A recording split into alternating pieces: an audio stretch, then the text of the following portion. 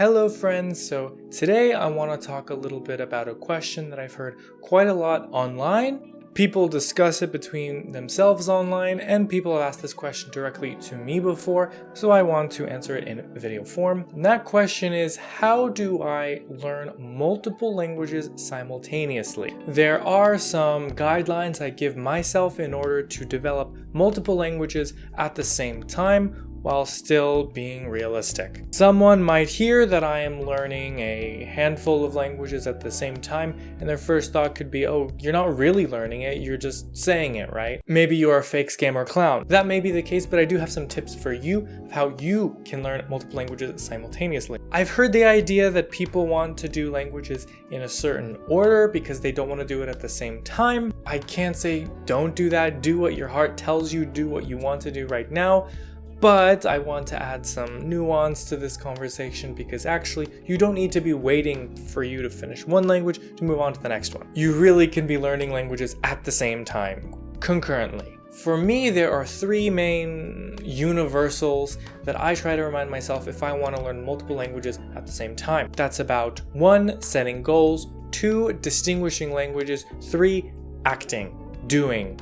Actually getting something done. So firstly, we need to be really setting realistic goals about learning languages at the same time. It is absolutely impossible to get to level C2 in all 10 languages that you like in 1 year. That's just not happening. So you really ought to be setting goals that are aware of what is possible, what is not possible. Okay, you can't get to C2 in 1 year, but you can learn 1,000 words, you can learn 1,000 characters, you can complete a textbook in a year. So setting goals specifically designed by your time, how much time you can dedicate to this language, is key.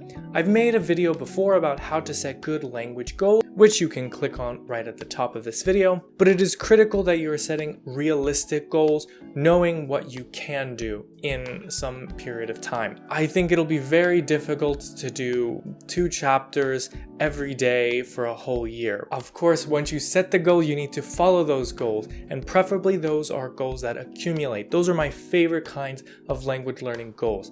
I love the goals where even if I fail a specific number, I still got a lot done. For example, in 2022, I want to get to number 1000 in my Japanese kanji book by the end of the year, meaning I have to do about 1 kanji a day for the whole year. If I fail this goal, that's still okay because I probably got a few hundred kanji done during the year. These kinds of goals are key if you want to do languages concurrently. Some grand project about becoming fluent in a few months is not going to work. What you can do is say 100 Italian words in March, 200 Russian verbs in April, something like this, where you have a specific goal that is accumulating, will help when you have multiple goals. That is key for me when I have multiple languages I want to improve at the same period. Like most people of my generation, my attention span isn't that much, so I'll probably do 20-30 minutes of a language, put it down, then I want to do something else. That's a perfect moment to switch from French to Chinese, or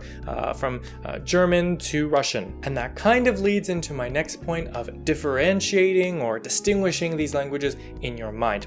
I've made a video about how I don't confuse languages much, which I will link to. But what is key about this point, I think, when talking about learning languages simultaneously, is that you need to avoid confusion as much as you can. You're going to be wasting time if you're confusing them, trying to remember, oh, was this a French grammar point? Was this an Italian grammar point? You ought to be distinguishing these points from the very beginning. You shouldn't be spending double time learning the same point. You should be learning that one point very well the first time, putting it in the correct file in your brain. And like I mentioned, when you're learning multiple languages, sometimes I get bored of one and I want to switch over to another. Well, that's great. I just set a goal for that language and I want to switch over to another one to just mix things up, make it interesting for me again. This is also pretty helpful if you're stuck in a language rut and you don't really feel much progress in your language. Maybe you don't want to give it up, but you want to put more emphasis on another. When you're learning multiple at the same time with some accumulative goals,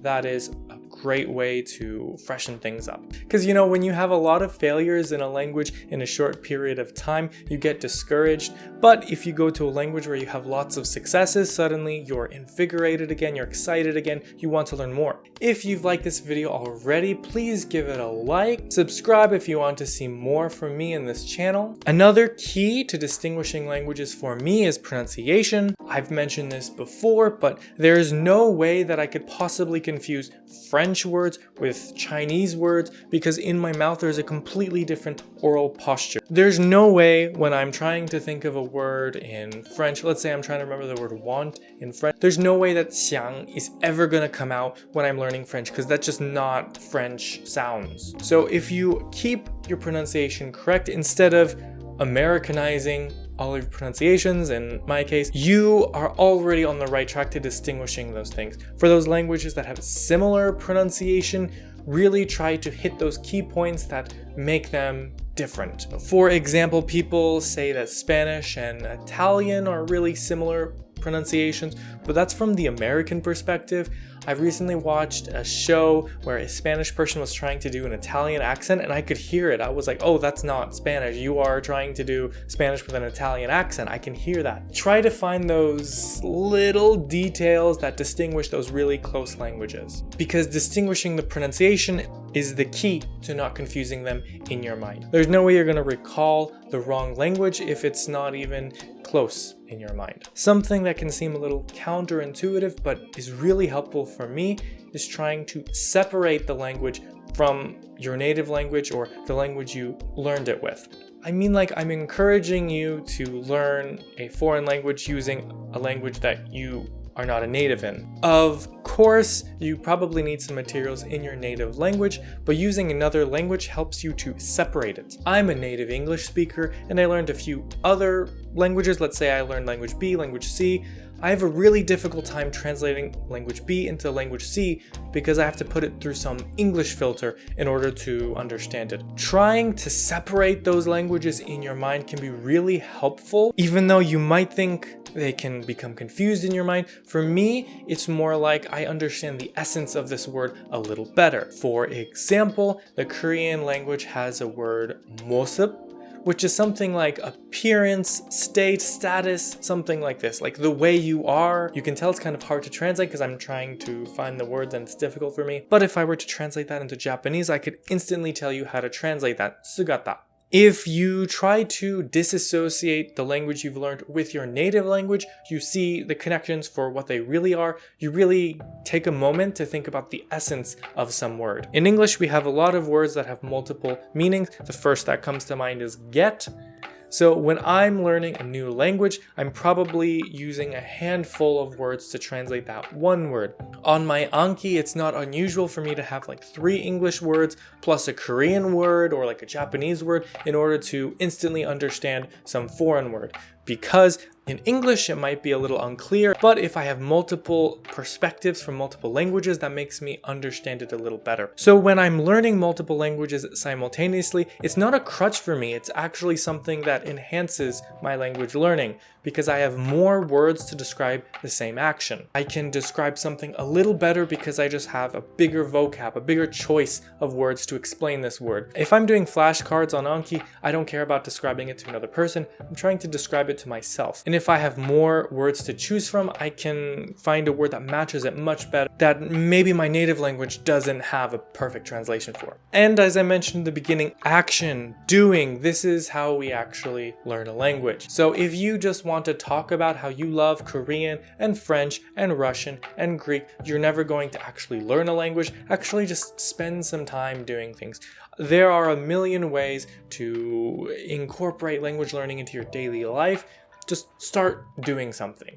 Talking about languages online is not enough. You need to actually be learning something if you want to learn at all. Of course, I'm not here to set your goals. Maybe you just want to learn 10 words for this month, but don't get so hung up on the planning. Just go at it, learn grammar, learn vocab, get input, practice speaking, just do it. I find this is the bane of a lot of language learners online. They don't like doing, they just like talking about it. You can get all the praise you want on Instagram later, but now you need to be learning. That's at least my perspective. That's my attitude towards language learning. Just do it. So that's all for today. Hopefully I made it a little clearer how I balance multiple languages at the same time. Learning languages concurrently can be something difficult, but I try to make it a strength instead of a crutch. My perspective is that I try to make learning multiple languages like a tool for me, something to help me get better, as opposed to something that is weakening me, making my other languages fall apart. And I recommend that outlook if you